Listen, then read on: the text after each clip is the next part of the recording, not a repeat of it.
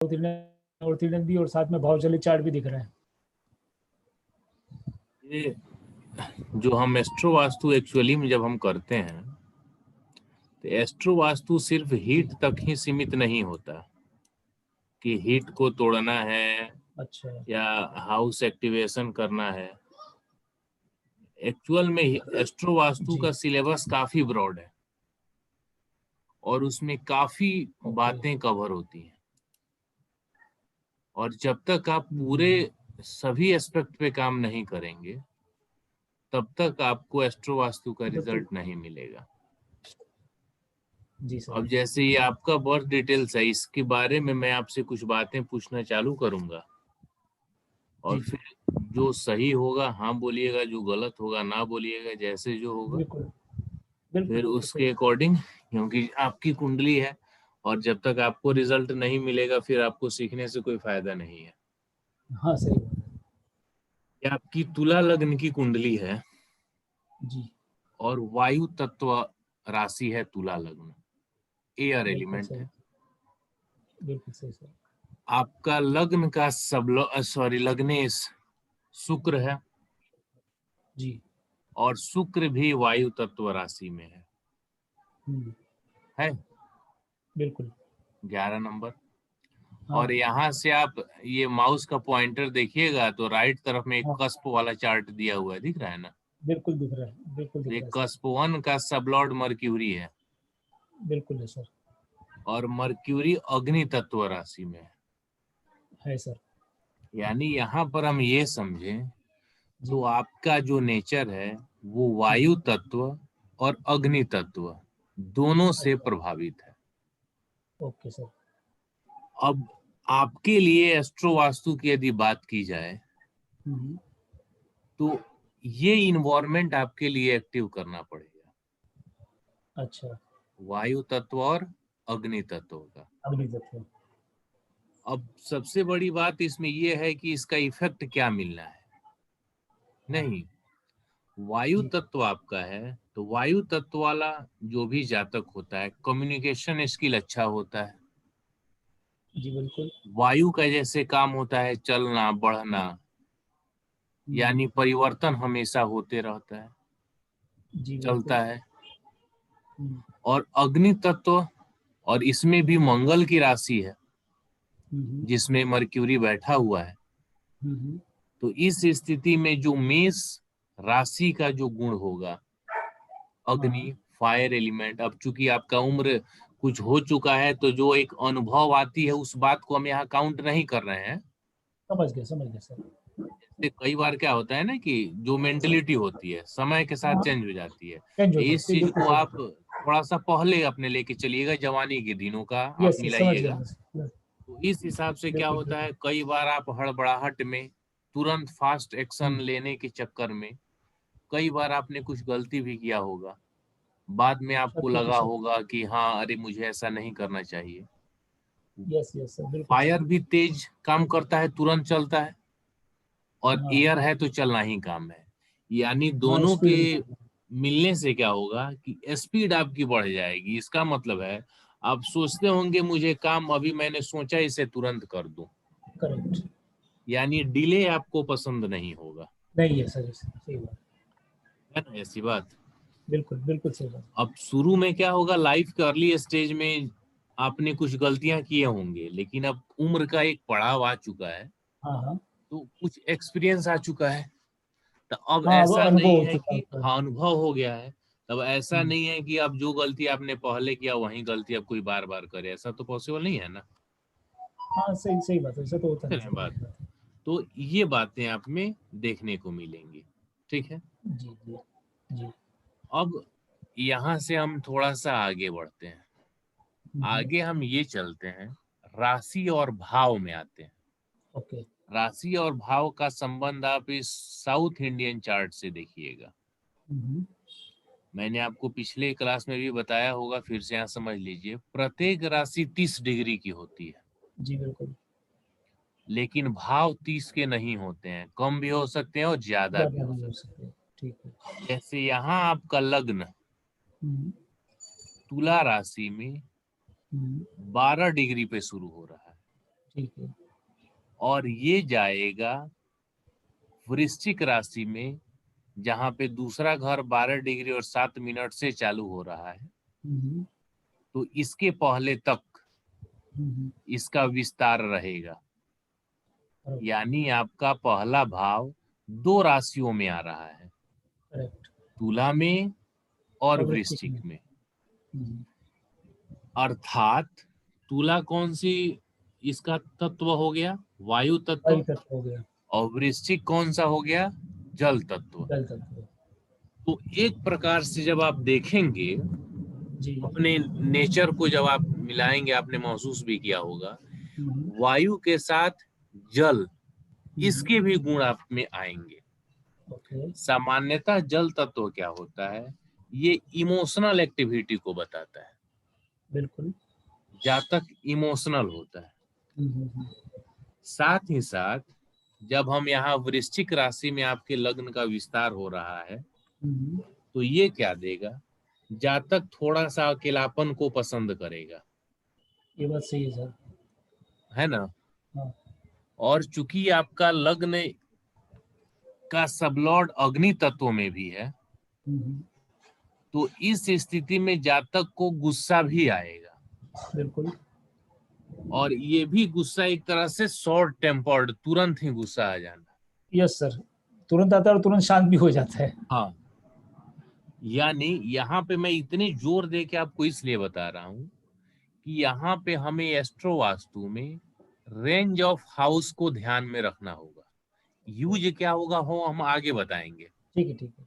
पहले आप अपने कुंडली पे इसका प्रैक्टिकल एक्सप्लेनेशन समझते चलिए। जहां भी आपको लगेगा ये आपसे मैच नहीं हो रहा है, वहां हाँ, आप बोलिएगा, बिल्कुल, क्योंकि ऐसे ही आपको काम करना होगा, बिल्कुल। तभी जाके आपको रिजल्ट मिलेगा। यस ठीक सर। है? मुझे कोर्स जल्दी खत्म करने की कोई जल्दी नहीं है, नहीं, नहीं, सही बात है, एकदम बिल्कुल सही बात है। क्योंकि आपने पैसे खर्च किए हैं तो आपको पूरा 100% मिलना हाँ, चाहिए। सही, सही, सही बात, बिल्कुल सही बात। तो यहाँ आपने समझा, माउस का पॉइंटर दिख रहा है ना? हाँ, दिख रहा है सर। तो एक भाव आपका 2 राशियों में गया, ओके। तो 2 राशियों में गया तो दोनों के तत्व के अनुसार आपको मिलेगा रिजल्ट, जी, बिल्कुल। जो आपको मिल भी रहा है, जो एक मैंने वायु तत्व बताया। है, एक जल तत्व है, बरोबर है। हाँ, मैच भी हो रहा है। बिल्कुल हो रहा है। और जल तत्वों में भी जब हम थोड़ा सा एक्सप्लेन करेंगे, हम्म, तो जो कर्क राशि होती है हाँ, हाँ, वो चंद्रमा की राशि है, बिल्कुल। और वह साफ पीने वाली पानी को बताता है। अच्छा। और यहाँ पे जो वृश्चिक राशि है, हम्म, 8 नंबर राशि है, ये हम्म, हमारे शरीर के डिस्पोजल एक्टिविटी को बताती है। बरोबर। तो इस स्थिति में ये जो होगा, हम्म, यानी ये जो जल तत्व होगा, हम्म, इसी के कारण आप में थोड़ा सा तुनक मिजाज होना, हम्म, भावनाओं में बहना, मूड स्विंग होना। यस, बिल्कुल। लेकिन वही कर्क राशि की जब होती, तो एक हम्म, माँ की ममता जैसा भावनात्मकता होता है ना, हाँ, समझ गए सर। वो आती। बिल्कुल सही बात है। लेकिन यहाँ डिफरेंट हो गया। हम्म, ठीक है? बरोबर, यहाँ कर्क राशि हो गई। हाँ, कोई दिक्कत इसमें? नहीं सर, क्लियर है। तो यहाँ जो भाव और राशि का जैसे हम संबंध बता रहे हैं, आपको समझ में आ रहा है ना? जी, जी सर। कोई समस्या है तो बताइए। नहीं, बिल्कुल नहीं सर। अब यहाँ हम एस्ट्रो वास्तु के अकॉर्डिंग यदि बात करें हम्म, कि आपको कैसा इन्वायरमेंट चाहिए, हम्म, आपकी कुंडली के अकॉर्डिंग जी। कैसा इन्वायरमेंट हो तो आपको लाभ मिले। ठीक है? बिल्कुल। आपकी राशि वायु तत्व है, हम्म, आपका राशि का स्वामी, मान्य लग्न की हम बात कर रहे हैं, हम्म, आपका ये जो लग्नेश है, हम्म, ये भी वायु तत्व राशि में चला गया। बरोबर। और खास कर ये वायु तत्व में शुक्र है, हम्म, तो आपके लिए वैसे जगह अच्छे होंगे हम्म, जो शुक्र से प्रभावित हों। अच्छा। यानी आप जिस घर में रह रहे हैं, वो घर जो फ्लैट हो या हम्म, बंगलो है आपके पास, जो भी हो, जी, उसमें जो भी साज सज्जा हो, सामान हो, वह अट्रैक्टिव हो। जी। सिंपली समझ लीजिए, कोई भी आपने घर में वस्तु खरीदा, आपको वह पसंद भी होगा, क्योंकि एक ये जो नेचर होता है राशि का वो आप पे प्रभाव डालती है, बिल्कुल बिल्कुल। और उसके अकॉर्डिंग आप काम करते हैं तो आप ग्रो करते हैं, आगे बढ़ते हैं। जी सर। राशि को आप इन्वायरमेंट समझिए, अपने आप को एक ऑब्जेक्ट समझिए, ओके। और जब उस इन्वायरमेंट में आप जाएंगे हाँ हाँ। तो आपके लिए काफी बेनिफिटेड होगा। Yes sir. तो इस हिसाब से यानी आपके लग्न की जो राशि है और साथ ही साथ आपका लग्नेश जिस वायु तत्व राशि में बैठा है और आपका लग्नेश शुक्र है, तो बिल्कुल। इस अकॉर्डिंग यदि मैं कहूं कि जितना ही ज्यादा आप अपने घर में शुक्र प्रधान ऑब्जेक्ट रखेंगे, यानी जो भी सामान है वो अट्रैक्टिव होना चाहिए, महंगा हो सस्ता हो उससे कोई मतलब नहीं है। हाँ वो अलग बात है। कोई भी व्यक्ति अपने फाइनेंशियल कैपेसिटी के अनुसार सामान खरीदता है, सही सही, बात है, बिल्कुल सही बात है, उसमें वो कोई नहीं है, लेकिन जो भी आप खरीदें वो अट्रैक्टिव होना चाहिए। Yes sir. जो भी घर में सामान का अरेंजमेंट है वो इस प्रकार से हो कि वो लगे कि एक अट्रैक्टिव वे में है। बिल्कुल। साथ ही साथ आप जहाँ हैं, यदि वो पॉश इलाका है किसी भी शहर का, हाई प्रोफाइल एरिया है, जी।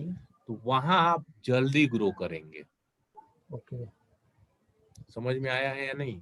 हाँ आ गया सर, आ गया। क्योंकि वैसे शुक्र आप जहाँ प्रधान है। रहते हैं वो कैसा एरिया है?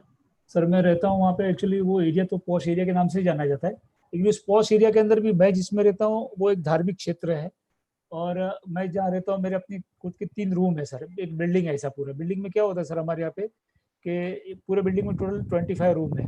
25 रूम में से 3 रूम मेरे अपने हैं, बाकी सब मेरे टेनेंट है। मैं उस बिल्डिंग का लैंडलॉर्ड हूँ सर, वो बिल्डिंग मेरी अपनी है, बाकी सब मेरे टेनेंट है उसके अंदर। अब यहाँ पे एक बात समझिए, यदि हम बात करते हैं फाइनेंशियल कंडीशन की, जी। यानी आपको इकोनॉमिकली ग्रो करना है, हाँ हाँ। तो आपको शुक्र प्रधान इन्वायरमेंट में आना पड़ेगा। Yes sir. अब मान लेते हैं, जैसे आप अपने घर को तो बदल नहीं सकते हैं, ठीक है सर, बरोबर।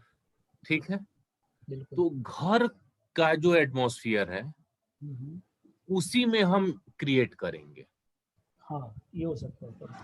समझ में आया ना बात?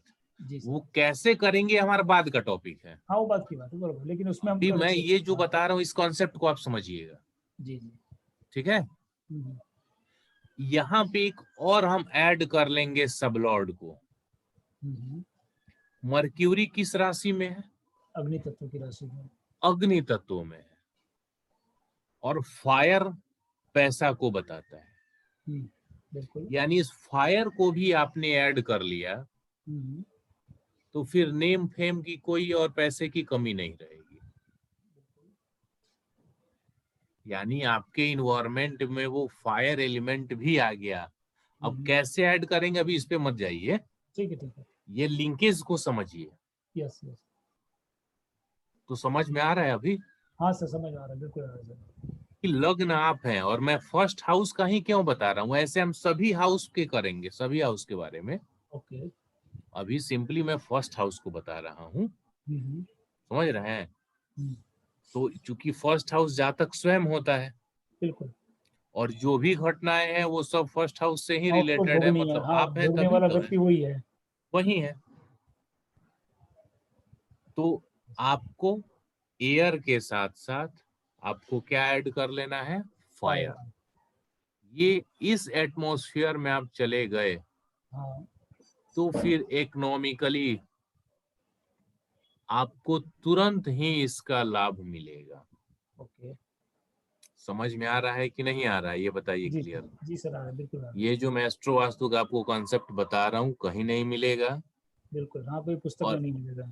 इस पे आपको प्रैक्टिस करना होगा, कोई टीचर नहीं पढ़ाते हैं इसको, करेक्ट। काफी लंबा टाइम लगता है ना इन सब में। हाँ हाँ, ये तो बेसिक है इसका। सबसे बड़ा बात है टाइम टेकिंग प्रोसेस है। हाँ हाँ। तो निश्चित रूप से बात है, कोई भी आदमी अपना टाइम सेव करना चाहेगा, और मेरा इतना फोकस इसलिए होता है कि मैं प्रैक्टिस सपोर्ट देता हूँ। यस यस, अभी हाँ आप फिर पे तुम काम इतना नहीं करते ही नहीं करूंगा थे। तो फिर बाद में प्रॉब्लम हो जाएगी ना। Yes yes yes. फिर आपको रिजल्ट नहीं मिलेगा तो फिर आप ये कहेंगे क्या है कैसे। हाँ तो इसलिए तो इन्वायरमेंट आपने समझ लिया, एक तरह से इसको हम इन्वायरमेंट एक्टिवेशन बोलते हैं। ओके।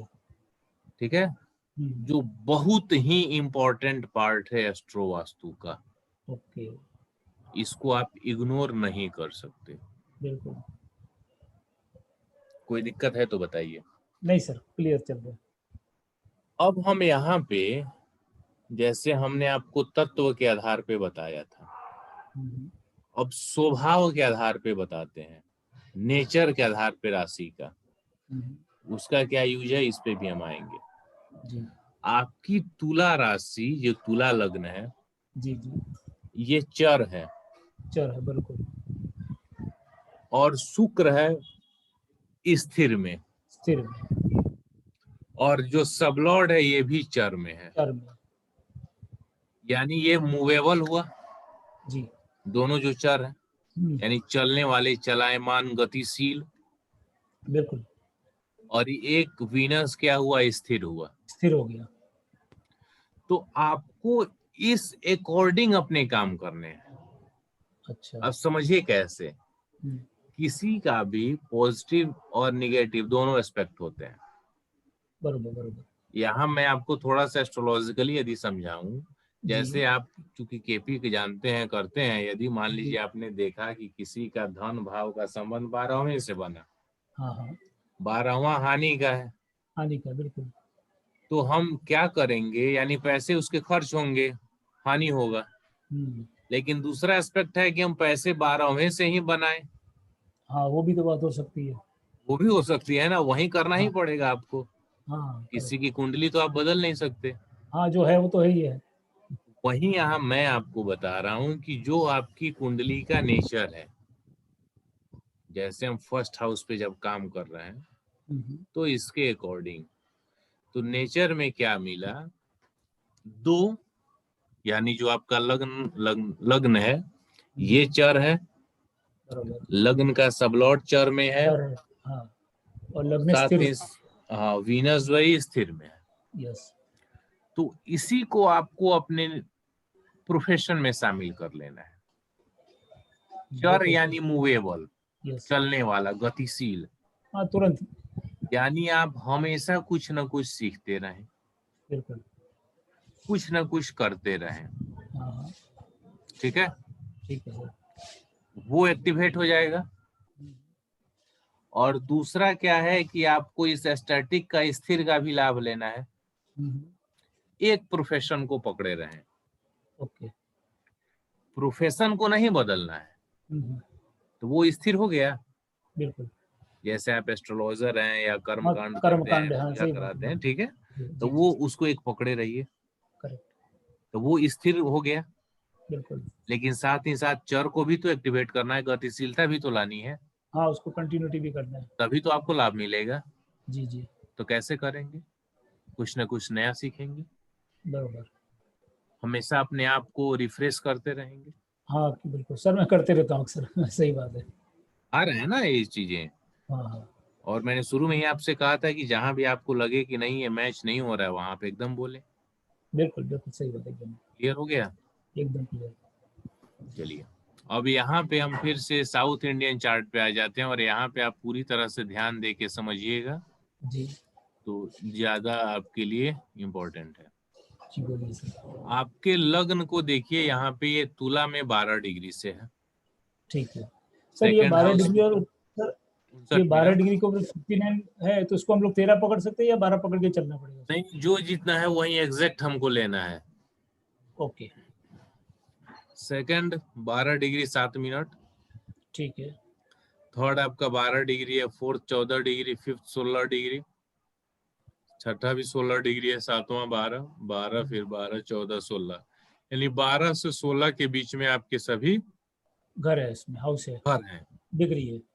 हाँ, सबकी डिग्री है।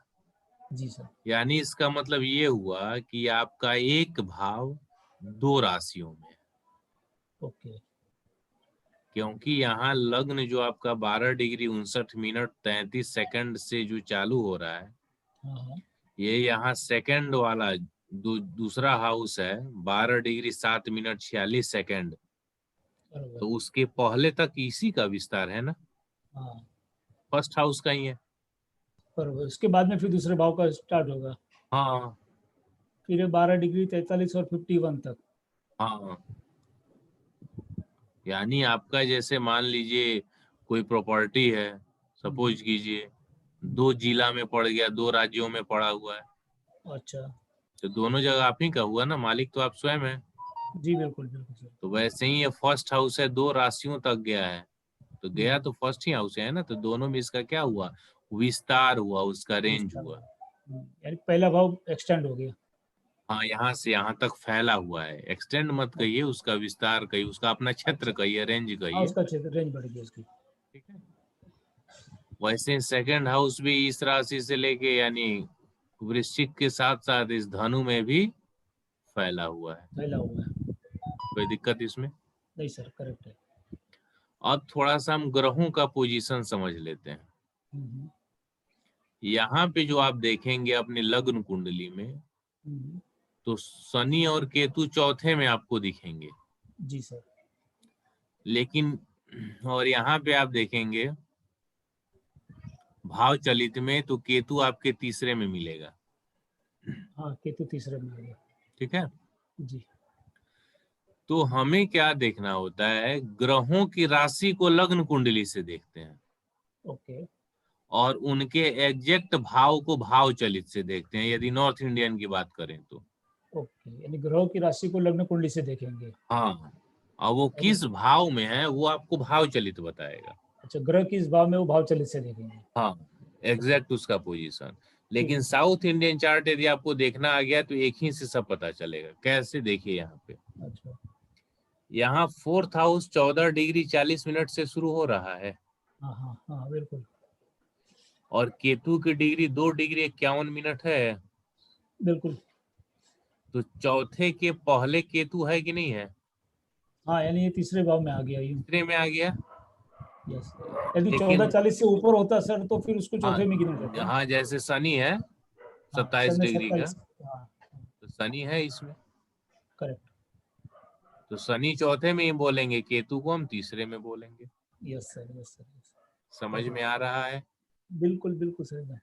वैसे ही यहाँ देखिए तो छठा घर 16 डिग्री से चालू हो रहा है, हाँ। Six house. यस।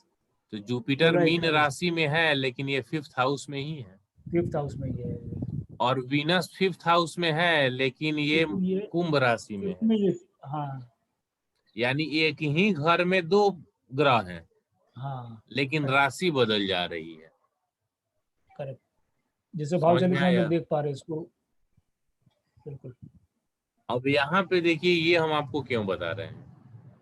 हम्म, कई बार जब आप भाव में ग्रह को देखेंगे तो आप नॉर्थ इंडियन के अकॉर्डिंग यही समझ लेते हैं कि अरे चलो, जैसे यहीं पे आप देख लीजिए, ये जो भाव चलित चार्ट है नॉर्थ इंडियन में आप देख रहे हैं, तो जी। जुपिटर और वीनस दोनों आपको 11 नंबर राशि में ही दिख रहा है।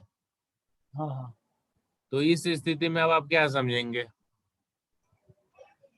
कि अरे दोनों 11 एक ही नंबर भाव। राशि, सॉरी, ये दोनों। दोनों स्थिर राशि में, आप हाँ, यही ना दोनों स्थिर समझेंगे। राशि में, हाँ जी, यही समझेंगे बिल्कुल। और साथ ही साथ इसका जब इसमें देखेंगे राशि, तो ये जुपिटर मीन में है और बिल्कुल। ये कुंभ में है। ये कुंभ में है। तो सबसे बड़ा बात कि इन दोनों को हम लेने की बजाय हम यहीं से समझ लेंगे। इसमें एक क्या, ही में पता चल जाता है। साउथ इंडियन से तुरंत ही पता चल जाएगा। हाँ, कि कौन आगे कौन पीछे। हाँ, तो साउथ इंडियन में आपने देखा कि 5वें घर में ही शुक्र भी है और 5वें ही घर में गुरु भी है। गुरु भी है। तो शुक्र किस में है? कुंभ में है। कुंभ में। ये वायु तत्व है, हाँ पुरुष राशि है और साथ ही बरोबर। स्थिर राशि भी है। जी सर। ठीक है। जी। तो ये शुक्र में आपने देखा, शुक्र कुंभ में होने से वायु तत्व, पुरुष राशि और हाँ स्थिर स्वभाव। हाँ। जी लेकिन सर। इसी भाव में जुपिटर है लेकिन राशि बदल गया। मीन राशि, करेक्ट। जल तत्व, स्त्री राशि और द्विस्वभाव। बरोबर। राशि बदल गया यानी इन्वायरमेंट बदल गया।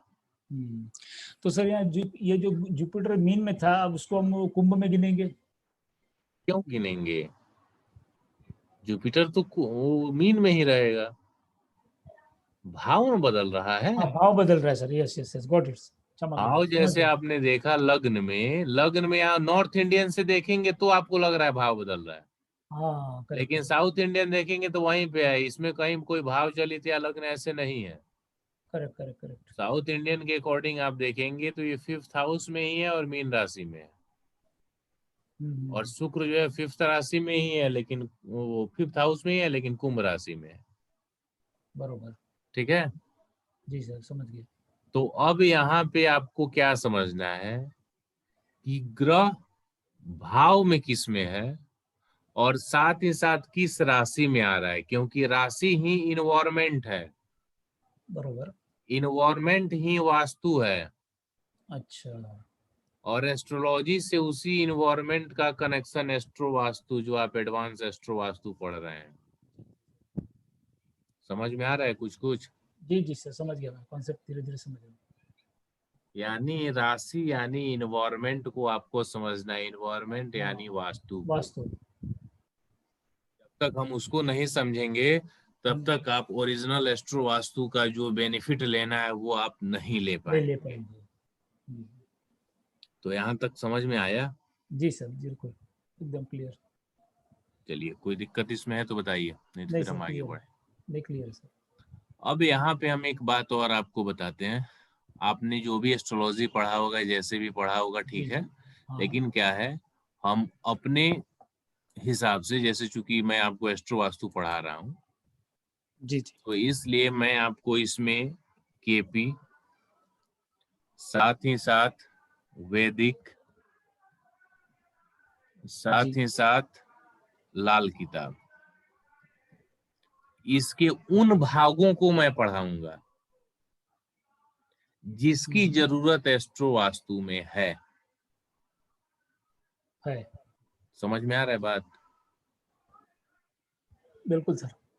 यानी आपने ठीक है केपी किया है, वैदिक किया है, लेकिन आपने किया है एस्ट्रोलॉजी के पॉइंट ऑफ व्यू से। यस यस, हाँ सर, और बिल्कुल। मुझे यहाँ किस लिए कराना है आपको? एस्ट्रो एस्ट्रो वास्तु के वास्तु हिसाब के से। पॉइंट ऑफ व्यू से। समझे बात को? बिल्कुल बिल्कुल सर। जैसे मैंने आपको फर्स्ट क्लास में बोला हूँ तो बहुत से लोगों को लगेगा अरे मैंने तो इसको पढ़ा ही हुआ है। बहुत से लोग ऐसे बोलते भी हैं कि अरे हमने इस ये कोर्स को कर लिया है। ठीक है, आपने किया होगा, तो आपने जहां भी किया होगा, जैसे किया होगा, तो आपने एस्ट्रोलॉजी के पॉइंट ऑफ व्यू से किया है। हाँ बिल्कुल, वो एस्ट्रोलॉजी वो हिसाब से किया सर, उसमें वास्तु को तो मिक्स किया हुआ नहीं था। अभी जो मैंने आपको टर्म बताया सब एस्ट्रोलॉजी का ही बताया है, जितने अभी बिल्कुल। चर्चा हो रही है राशि भाव, लेकिन ये हाँ, मैंने एस्ट्रोलॉजी। एस्ट्रो वास्तु के अकॉर्डिंग जोड़ा कि नहीं जोड़ा? हाँ, उसको राशि को इन्वॉल्वमेंट के हिसाब से वास्तु के साथ जोड़ दिया सर। सीधी सी बात है। बिल्कुल। तो इसलिए मैं तीनों को टच करूंगा और उन सभी भाग को मैं आपको बताऊंगा जो एस्ट्रो वास्तु में यूज होता है। क्लियर है ना? बिल्कुल सर। तो चलिए, अब हम यहाँ पे आते हैं। आपकी जैसे ये कुंडली है, जी। ठीक है, आप कोई भी बर्थ डिटेल्स जैसे ही आप इंटर करेंगे आपके सामने चार्ट बन जाएगा। बन जाएगा, बिल्कुल। चार्ट जब आ गया तो एस्ट्रोलॉजिकली, जैसे मान लीजिए आपका क्वेश्चन रहा हेल्थ को लेके, ठीक है, बिल्कुल। जो आपका एस्ट्रोलॉजी का नॉलेज है उसके अकॉर्डिंग आप चार्ट का एनालिसिस करेंगे एनालिसिस करना। बिल्कुल बिल्कुल। और देखेंगे कि क्या रिजल्ट निकल के आ रहा है। यानी एस्ट्रोलॉजी पे काम करना ही होगा। जैसे बिल्कुल मैं आपके देख रहा हूँ फर्स्ट भाई। हाउस को, सपोज लग्न को बताता है, बिल्कुल। तो फर्स्ट का सब लॉर्ड मर्क्यूरी है। हाँ है सर। तो हम देख लेते हैं कि मर्क्यूरी क्या रिजल्ट दे रहा है आपको। मर्क्यूरी 6, 9, 12 दे रहा है। अच्छा। 2, 3, 4, 5, 7, 10 दे रहा है। और सबलॉर्ड 158 दे रहा है। यानी यदि आपका क्वेश्चन हेल्थ रिलेटेड होता तो हेल्थ से रिलेटेड प्रॉब्लम इसमें दिख भी रही है, 6 और 12 भी है, साथ ही साथ सबलॉर्ड लेवल पर 1 और 8 भी है। तो हम क्या है, पहले एस्ट्रोलॉजिकली जो रेमेडी बनती है उसे करेंगे, बराबर, आपको बताएंगे। यस ठीक सर, है, यस सर। नेक्स्ट स्टेप क्या होगा? सर इसमें मेरा हेल्थ हेल्थ रिलेटेड प्रॉब्लम चल ही रहा है अभी, बरोबर है। है ना, देखिए आता है। दूसरा क्या है कि कई बार क्या होगा कि लग्न के सब लॉर्ड से वहां आपको उसकी पोटेंसी अच्छी मिलेगी, सिग्निफिकेशन अच्छा मिलेगा, लेकिन दशाओं से भी प्रॉब्लम रिलेट होता है। तो हम देखेंगे दशा कौन सी यस चल रही यस है। सर। जैसे अभी प्रेजेंट में आपकी दशा चल रही है शनि की, अंतरदशा केतु की, हाँ और हाँ, प्रत्यंतर दशा वीनस की, सही है ना? बिल्कुल सही सर। शनि केतु और वीनस। तो हम देख लेंगे कि यस, क्या आपकी कुंडली में शनि बीमारी शनि को केतु बता भी रहा स्टार्ट है। हो गया। तो शनि में आएंगे तो शनि 4 और 5 दे रहा है, 2 7 10 दे रहा है, 3 5 6 दे रहा है। और 3 5 6। केतु में जब आएंगे तो केतु में 2 3 4 5 7 10 है। इसका स्टार वीनस 6 और 11 है, सबलॉर्ड जुपिटर 3 5 6 है। 6 है। और हाँ, तो और यहाँ पे जब हम प्रत्यंतर वाले वीनस में आएंगे तो 1 और 8 है, और वीनस का सबलॉर्ड वीनस ही है, 1 और 8 कनेक्ट हुआ है। 8 है, तो बराबर। कहीं ना कहीं ये प्रत्यंतर वाला आपके लिए ज्यादा प्रॉब्लमेटिक है, यस सर, वीनस का। ये बिल्कुल। केतु में भी 6 हाउस है सबलॉर्ड लेवल पे और स्टार लेवल पे भी, लेकिन स्टार वाला 11 है तो पैसा भी आपको दे रहा है और पैसा भी देगा। ओके। लेकिन जो महादशा स्वामी शनि है, इसमें सबलॉर्ड लेवल पर 6 आया है। तो छठा सर्विस का भी है, रोग ऋण का भी है, बीमारी का भी है। हाँ, दोनों है। यस सर, समझ हाँ, रहे हैं? तो बराबर। कुल मिलाकर अभी के अकॉर्डिंग लग्न का आपका सबलॉर्ड तो है ही प्रॉब्लमेटिक।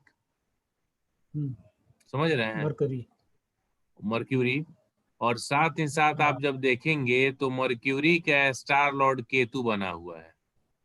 बराबर। तो उसका जब भी केतु केतु की की अंतर्दशा चल अंतर्दशा रही है। आएगी हम्म, तो इस स्थिति में क्या होगा?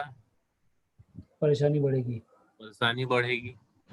अभी केतु की अंतर्दशा ही चल रही है, शनि में केतु की। चल ही रही है।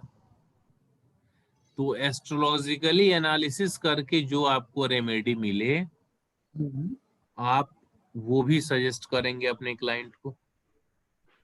सर इससे ये क्योंकि पता चल सकता है कि जैसे अभी ये शनि में केतु की दशा चल रही है, तो ये शरीर के किस पार्ट पे ज्यादा इफेक्ट करेगी, ऐसा कुछ? एस्ट्रोलॉजिकली है, आपकी कुंडली हम इस पे चर्चा करके आपको बता देंगे। ठीक कोई है, बात नहीं। तो लेकिन अभी उस पे हम नहीं जाएंगे। हाँ, कोई बात नहीं, तो स्टेप बाय स्टेप आएगा आगे, लेकिन हाँ, जस्ट ऐसे पूछा। और सबसे बड़ी बात है कि एस्ट्रो वास्तु के अकॉर्डिंग हम वहां देखेंगे। सबसे बड़ी बात क्या है ना, आपके लग्न के सबलॉर्ड ही बीमारी को बता रहा है। बराबर। ठीक है, तो लग्न का सबलॉर्ड ही जब बीमारी को बताता है तो फिर सबलॉर्ड यानी पूरी बीमारी हो गई, पूरा शरीर बराबर। हो गया। और कुल मिलाकर थोड़ा सा यहाँ से देखें तो 158 कहीं ना कहीं पांचवें हाउस से रिलेटेड, जो 5th हाउस है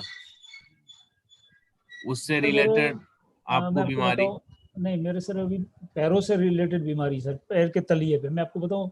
मेरे पैर में सर जो आगे का पोर्शन है, जैसे उंगली है और पैर के पंजे है ना, उसमें सर अभी सुन्नपन हो रहा है, जिसको नंबरनेस कहते हैं। मर्क्यूरी में जैसे 6 और 12 भी है यहाँ पे। हाँ, सुन्न होने की बीमारी ये इसका मर्क्यूरी से रिलेटेड है। हाँ, मर्क्यूरी नर्वस सिस्टम को करेगा सर। और 12वां भाव पैर को बताता है।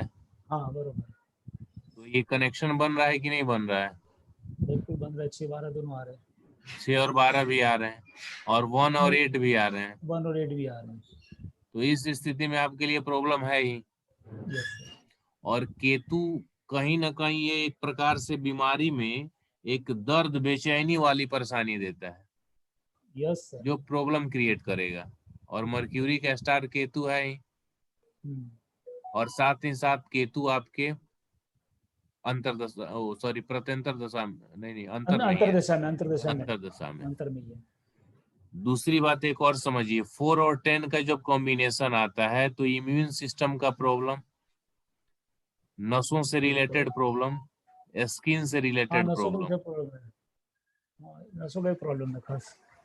आ गया ना। तो ये कनेक्शन मिलता जाएगा। तो एस्ट्रोलॉजी में काफी विस्तार से हम देखते हैं, क्योंकि एस्ट्रो वास्तु क्या है, हमारा कंप्लीट सॉल्यूशन है। हमें ठीक है सिर्फ सर। सॉल्यूशन देखना है, कैसे हम उसका रिजल्ट ला ले रहे हैं। क्या बिल्कुल बिल्कुल सर। कोई दिक्कत है तो बताइए। नहीं सर, क्लियर है, बिल्कुल क्लियर है। चलिए, तो आपका पहला काम क्या होगा, एस्ट्रोलॉजिकली देख लेंगे वो प्रॉब्लम, उसका क्या रीजन दिख रहा है, और उसके अकॉर्डिंग जो रेमेडी है हम उसे कराएंगे। करेक्ट। और साथ ही हम अगले स्टेप में एस्ट्रो वास्तु पे बढ़ेंगे, क्योंकि हमें अल्टीमेटली क्लाइंट को रिजल्ट देना है ना। देना है, करेक्ट। हाँ, और रिजल्ट देना है तो हम इस स्थिति में कोई भी लूप होल नहीं छोड़ेंगे। बिल्कुल सर। जैसे मिलेगा हम काम करेंगे। बरोबर। कोई दिक्कत? No sir, clear. वैसे मर्क्यूरी का सब लॉर्ड वीनस है, तो कहीं ना कहीं आपको 5th हाउस से रिलेटेड हेल्थ इशू रहा हो, अभी ना रहा हो। हाँ सर, फिलहाल और तो अभी से तो लग्न कोई का नहीं। साइन लॉर्ड भी वीनस है। हम्म, तो इस स्थिति में, और लग्नेश तो हमेशा रहता ही है, तो इस स्थिति में पांचवा घर जो पेट का है, गैस, कब्ज, पेट से रिलेटेड, लीवर, हाँ सर, वो तो है डाइजेशन, ही है। बिल्कुल वो है ही है सर। होते हैं ना। कॉन्स्टिपेशन सर होता ही है वो। वो तो वही तो है, बिल्कुल। समझ रहे हैं। तो कई बार क्या यस होता यस, है कि वो है, अब पक्का है, जैसे पक्का अभी है सर। आप ही नहीं करेक्ट कर पाए, तो कई बार क्लाइंट भी जब आप बताइए तो वो कहेगा नहीं नहीं ये प्रॉब्लम नहीं है। वो भी है, हाँ हाँ हाँ हाँ, नहीं और नहीं। ये आपको करेक्ट प्रॉब्लम करेक्ट। देगा। ठीक है। बिल्कुल। तो एस्ट्रोलॉजिकली यहाँ तक जो मैंने कनेक्शन बताया आपको समझ में आया। हाँ बिल्कुल सही चल रहा है सर, और मैच हो रहा है। अब हम आगे एस्ट्रो वास्तु की तरफ बढ़ते हैं। ओके। वास्तव में ये सब भी एस्ट्रो वास्तु ही है, क्योंकि जब बिना एस्ट्रोलॉजी के एस्ट्रो वास्तु कैसे, बिना वास्तु के एस्ट्रो वास्तु कैसे, बिल्कुल बिल्कुल सर। समझ रहे हैं ना। हम्म, इसलिए आप इसको इग्नोर नहीं कर सकते। करेक्ट।